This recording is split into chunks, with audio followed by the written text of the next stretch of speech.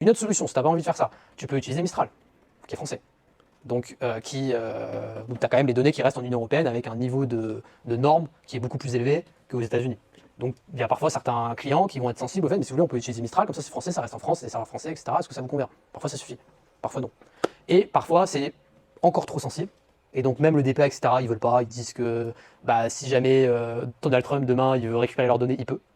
Tu vois, même si tu as signé un DPA. Enfin, il y a une loi américaine qui fait qu'à tout moment il peut dire qu'ils prend tes données à partir du moment où c'est une entreprise américaine qui a tes données.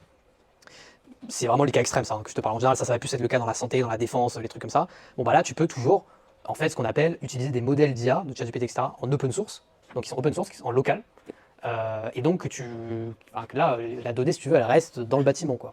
Ouais, mais du coup, ça oblige les entreprises à devoir avoir leur propre Oui, serveur. mais en général, une entreprise qui veut mettre tout sur ses propres serveurs et qui a des niveaux de sensibilité élevés et qui veut absolument qu'il n'y ait aucune donnée qui sort, elle a déjà des serveurs. Et elle a déjà une infrastructure. Et elle a déjà une infrastructure IT. Donc le vrai sujet, ça va être est-ce que l'infrastructure est assez puissante pour héberger des modèles plus ou moins gros.